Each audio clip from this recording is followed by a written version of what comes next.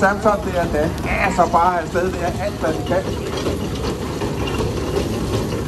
Det var da godt, at vi havde fået slået græsset så godt i det store ring her, for så havde vi næsten ikke kunne se ham.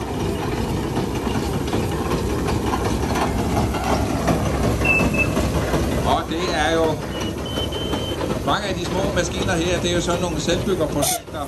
Det er jo noget med, at vi har en beholder med noget vand, og så varmer vi det op.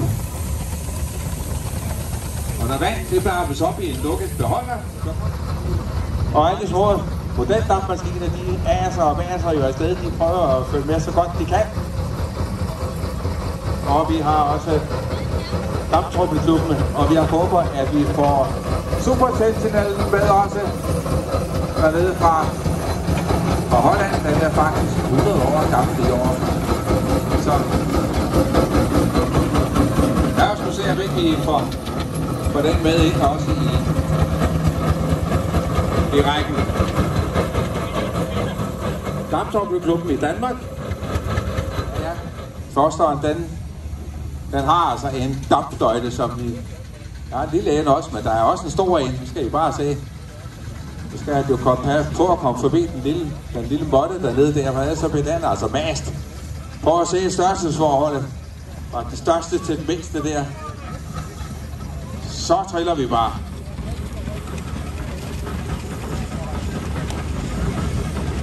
Hele 17 tons vejer den, denne her kæmpe maskine. Mastodontmaskine her, vil jeg næsten kalde den.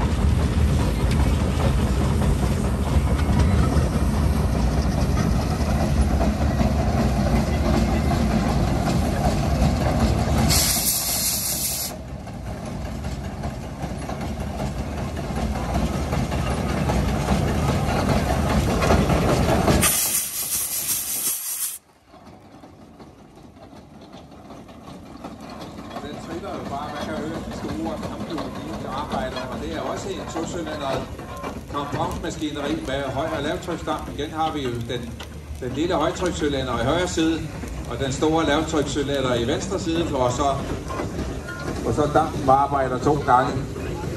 Den er bygget til eksport fra Forster Lindhold i England, og i Danmark er 45 styk, og til eksport til Argentina, hvor man altså ikke havde så meget kul, som jeg sagde for lidt siden. Man havde altså noget brændt, man skulle ind i den, så den skal bare fyldes med brænde og noget vand, og så kører vi altså. Og det er Chris Bossman, der kører. Tak skal du have, Chris. Det var meget fornemt. Lad os lige høre den fløjtdækker, skal I bare høre.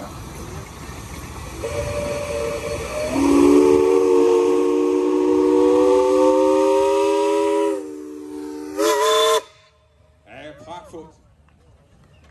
Hvis der er nogen, der har vokset i ørerne, så har de i hvert fald ikke nu. Det er helt sikkert. Thank you, Chris. Og så kommer det Ben Conneman fra maskinen fra Vernon i Indiana, USA.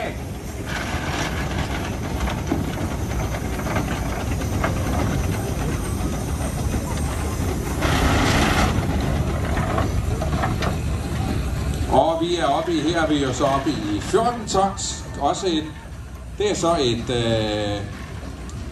det er også en tocylindret maskine, men det er faktisk et højtryksmaskineri, hvor vi jo så har dampen arbejdet i lige meget på begge cylindre, og der er jo så også mulighed for at sætte en stor rem på herover, hvis man skal stå stille og trække et eller andet maskineri. Man kan simpelthen sætte stor fladrem på og lægge mærke til pilehøjden der på den store remskive. Så rykker man til.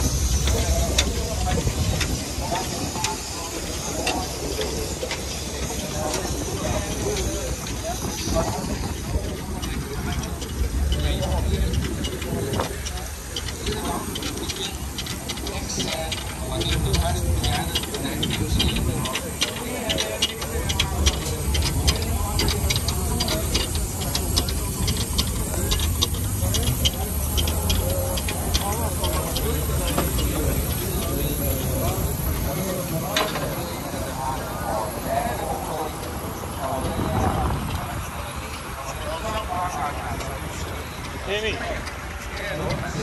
Hvor meget er der?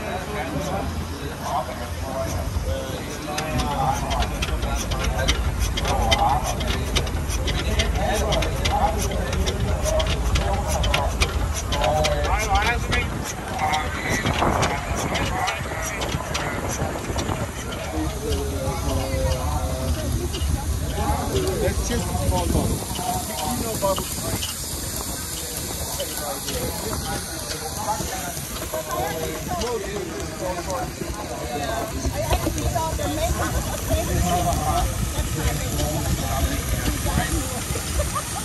Actually, a lot of people have asked me about it. When you look at the target stuff, I don't know what the name is in Germany, despite that. It's used for gardening or for cultivating.